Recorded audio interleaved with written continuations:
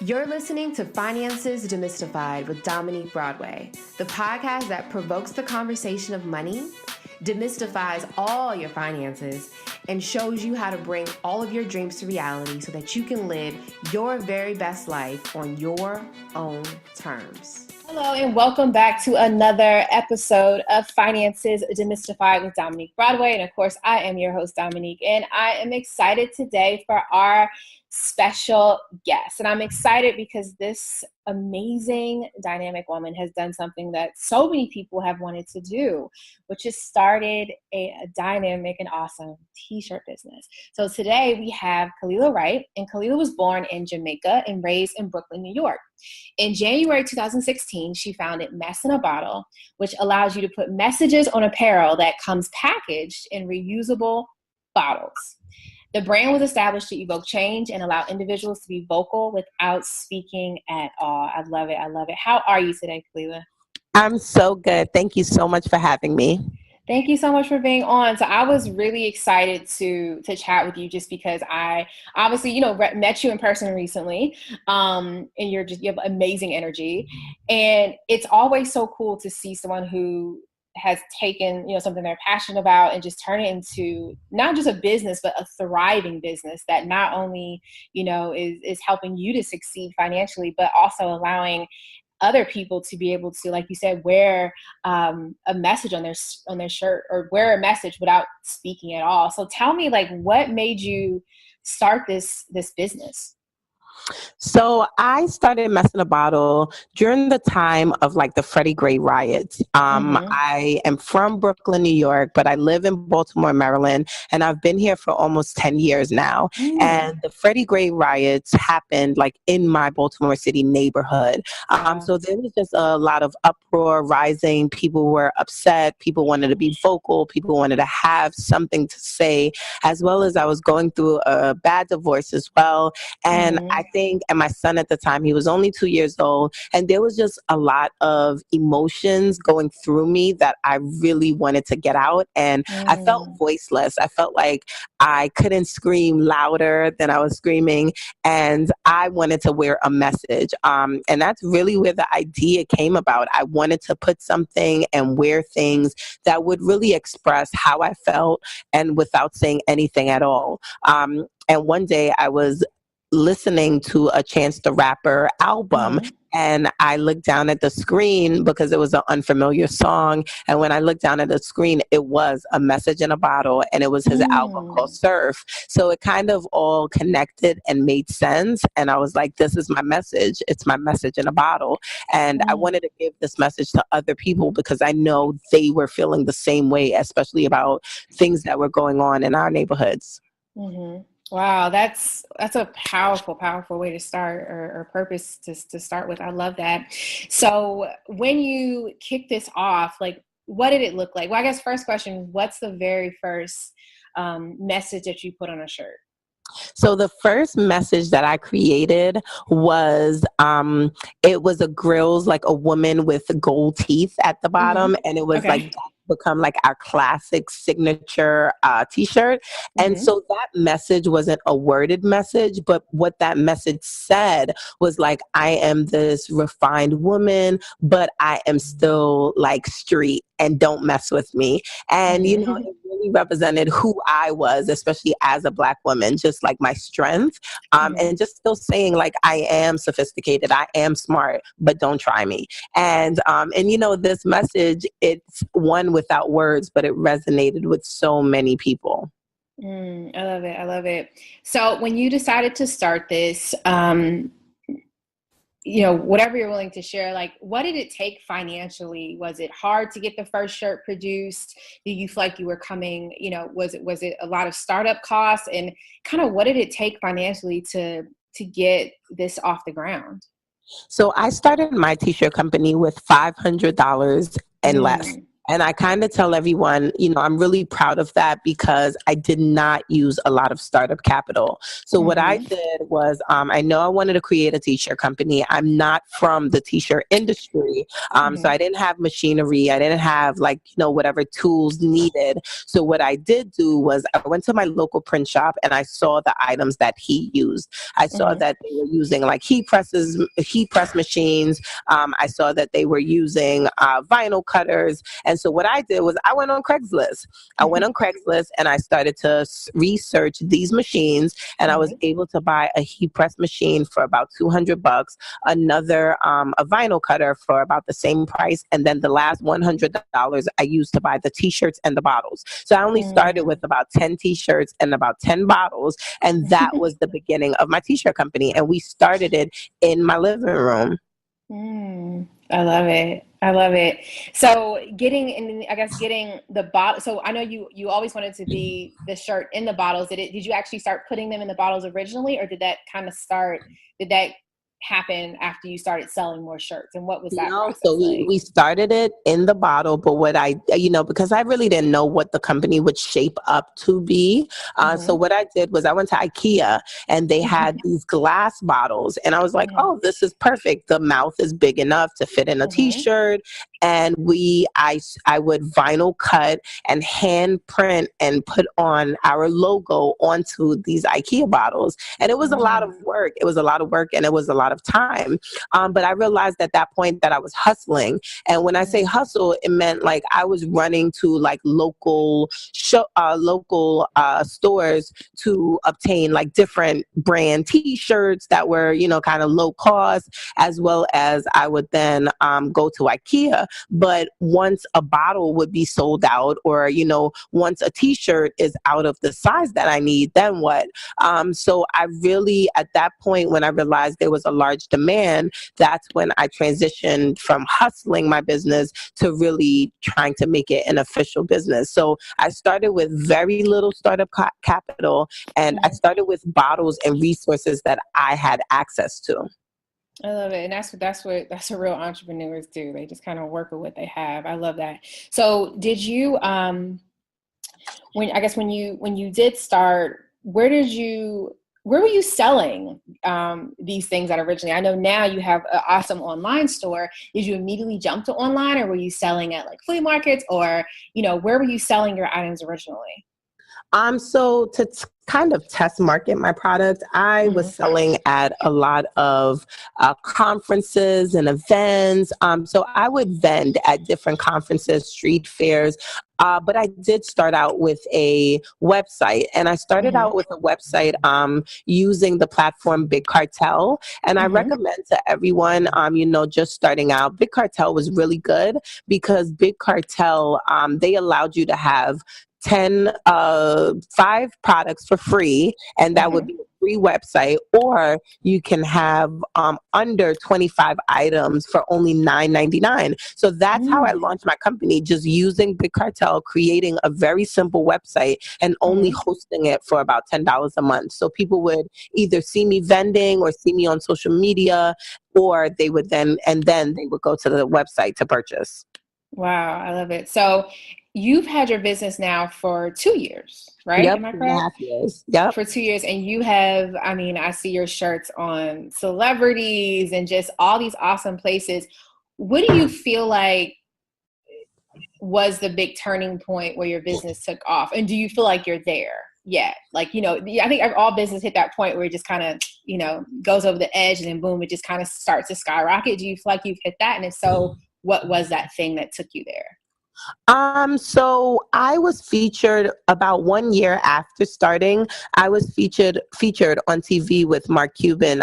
It was the Harry Connick Jr. show, and they had a segment about new entrepreneurs, and I was fortunate the opportunity to be on television. So I think that was a key moment in my career in which I was fortunate to be on national television. They would do reruns, and I saw a huge spike in my orders. Good. That was a really big turning point, as well as, unfortunately, a very hard part of my business was that I was in an armed robbery about a year ago in November.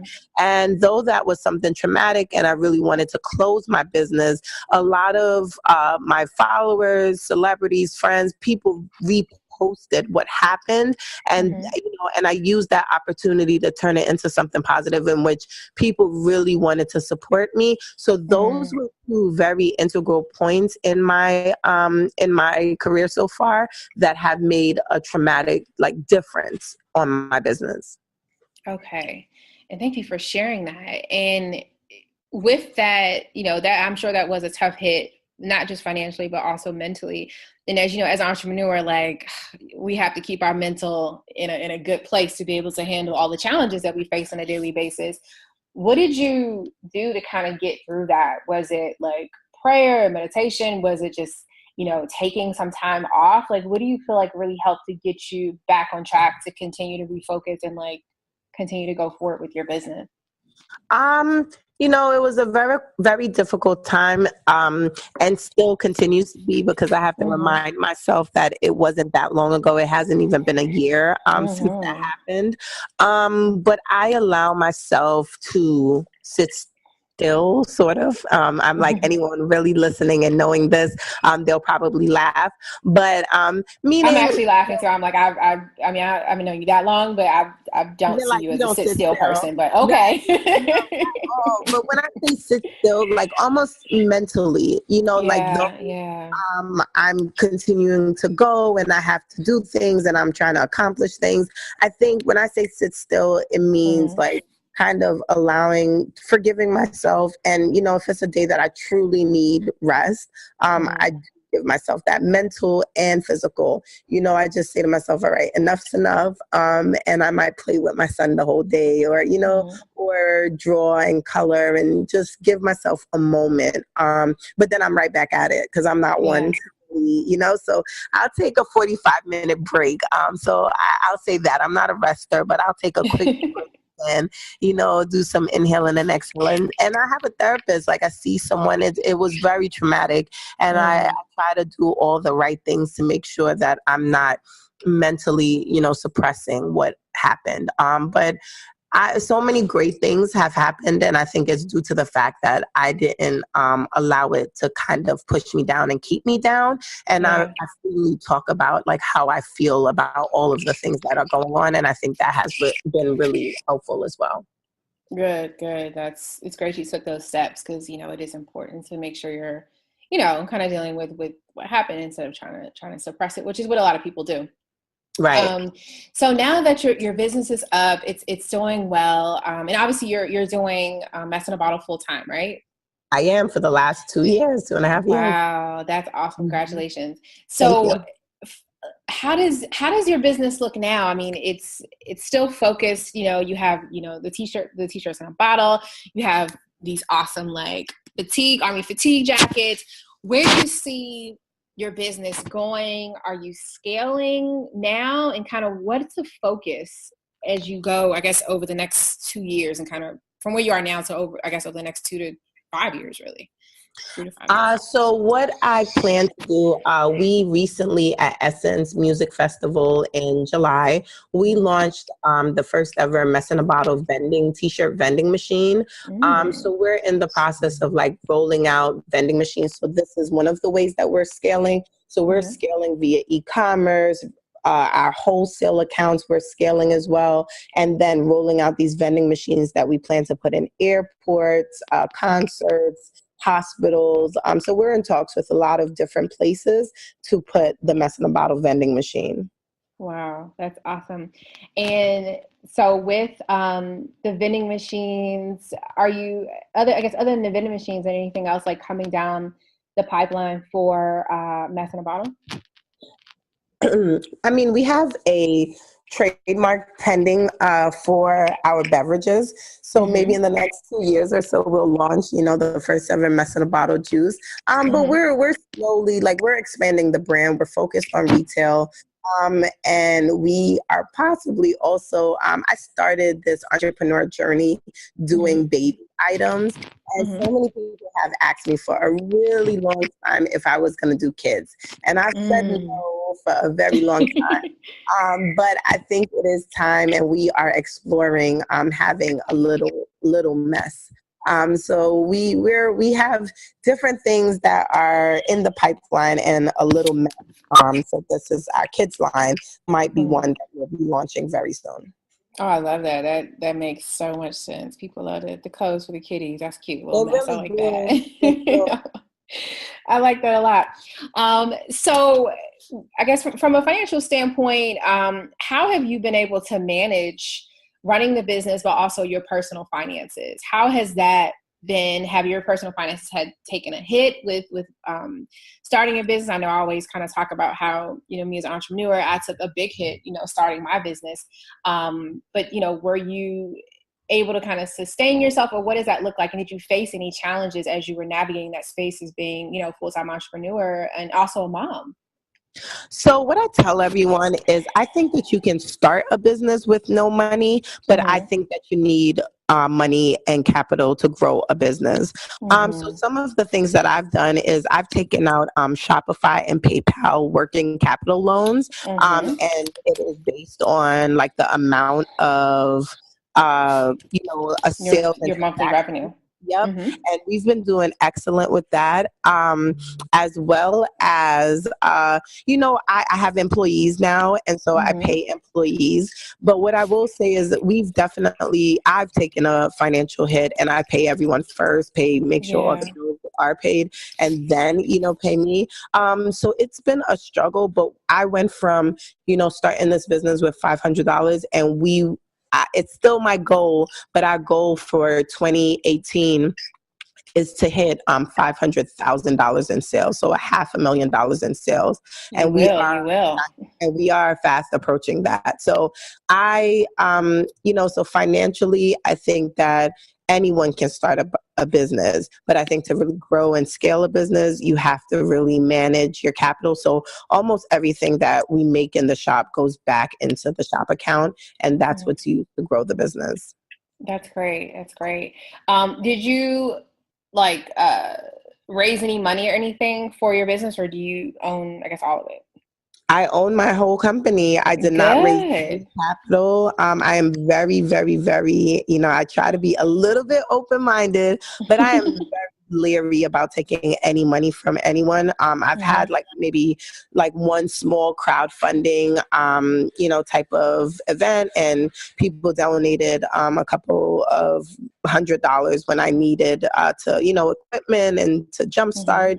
And I've also won a couple of pitch competitions, and I recommend those for anyone who is starting a small business, because it's free money. It's free money, and it's a great, easy way for you to be able to have exposure and for you to have money for your business. So I highly recommend pitch competitions, and and those were things that I did to financially support my company. That's good. That's good.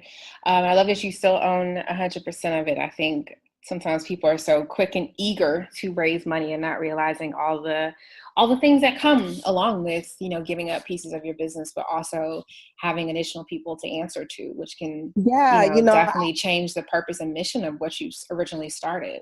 Right. And I would say, I think for now, I'm really proud of that. The fact that but I'm open. Yeah, it could change. Yeah. Only because, there's certain things that I want, especially with like the vending machine component or even beverages. Like those are things that you need real money, you need a lot of startup capital for those type of segments of your business. And so I'll be interested. But for now, I've told myself that I'm happy with where I am, and I can build and grow out the t-shirt component, the apparel part, and then use that to really expand on these other parts of my business. Awesome. So do you have, as a mom, as an entrepreneur, as a speaker, because I feel like I follow you on IG and you're always speaking somewhere as well, how are you managing your schedule? And then do you have any things that you do daily, or daily routines or anything that kind of keep you on track? Well, I'll say this. I'm definitely not the most strategic when it comes to I'm really not. But what I am not, and I think that what's one of my assets is the fact that I am not afraid to ask for help. So I have a great like social media, especially Facebook community. So I'll put up on social media in a heartbeat if I need someone to like help me check emails, help me, so we've hired people to do certain things. But if we are overwhelmed and we're a small business, and surprisingly enough, friends and family have really stepped in to help me with certain things that maybe I can't afford to pay someone yet. So we get a lot of help with people doing things like that, and a lot of people, and what I realize is people want to see you win, so they'll volunteer their time. They might have a 9 to 5 and they might be bored every once in a while and they would like to help a small business, so they'll say, hey, I could check emails from 9 to 12, and and so doing those things have really helped and assisted my business and helped me. So the management of time, I may not be able to take my son to a movie on a Friday night, and and that might be something that I want to do because I'm away speaking. So I might post it and I'll have a friend who says like, hey, me and my son are going. So I've allowed for me to create these pockets and spaces by getting help. And so I don't have daily regimens yet. I would like to. I mean, I try to meditate in the mornings. I've been creating some to-do lists, and I've just been asking for help. I would say that's become my thing. That's good. I love that you're asking for help. I think, a lot of times entrepreneurs, we feel like we can do it all, but just understanding that just open your mouth and asking for something is powerful, and it can really change and help you grow a lot quicker than trying to do everything on your own. Right. And kind of, showing what those weaknesses are so other people can fill in. So I think that's great. So now that you're approaching, going to be hitting this $500,000 a year mark, like probably the next couple of days. I know now you've created a course on how other people can create their own t-shirt company. It's called the Digital Teapreneur Class. I love that name. Can you tell us a little bit about that and what made you put that together? Sure. So I created the space because I feel like it's a really good way for people. I started this thing with my son on my back, single mom in a room, with a machine that I got from Craigslist. So I know that, and there's a lot of people who are searching for, they're at home, or they might be a stay-at-home mom or whatever it is. And they can be struggling and not knowing a good outlet in ways that they can make money. So I wanted to create a platform where people can learn from the mistakes I made, and just trying to figure it out like I did. So if people go to the T class, and that's TEE, so just the tclass.com, and I've created courses, an ebook, as well as a couple of different classes in which people can learn how to start their own t-shirt company. Okay. I love that. So we're going to put links to the T class, and also to the Mess in a Bottle t-shirt, Instagram, all that good stuff, in the show notes as well. So before we wrap up, is there any like a quote or a mantra that you live by, or even just one of your favorite messages that you've ever put on any of your apparel that you want to share with us? So I think a hot item that is out right now, I have a t-shirt that says, this woman gets, it's an explicit word, but it says, this woman gets ish done, has no excuses. And it's one of my favorite shirts because I think just as a woman, and a Black woman at that, we don't make excuses. We just get it done and we keep on pushing every day. And so it says, this woman figures it out, gives no excuses, and makes stuff happen. And I think that has been my force every day. Like, I don't take no as a true answer, I'm always hitting the pavement and making sure that I get it done no matter what. So I give little excuses for why I cannot. And I just do. And I think that a lot of people, that's something that I really live by, because I think everything is figure outable. That's good. I agree. Everything's figure outable, and I know I try to get it done all day, every day. So I'm a fan. Okay. Anything else that you want to share before we wrap up? This has been so good and so fruitful. I would just say if you can dream it, it can happen. I think that when I started this t-shirt company, I had no idea what it was going to become. And I think that a lot of people, I thought my road was becoming an architect. But I'm realizing now, like, this was my passion. I was a designer and I was a creator all along. And this was now more my avenue. So I think that if everyone would stop doubting themselves and just really trying to do everything and anything that they think that they can do, they can probably reach 10 times that. And that's something I've learned because I didn't know that this would blossom to where it is today. And it's even growing past the expectations of what I had for myself. Wow, that's powerful. That's powerful. Well, hopefully everyone will take your advice. If they can dream it, they can do it, and just get out of their own way. And I think you're a great example of that. So thank you so much for your time today. And this has been great. I know it's going to help so many people. So we're going to go, like I said, we're going to put the link to the class and the link to your website, stuff like that, in the show notes. So thank you. I can't even talk today. Thank you again for joining us. And we will be back very soon with another episode of Finances Demystified. So we will see all of you soon. Bye.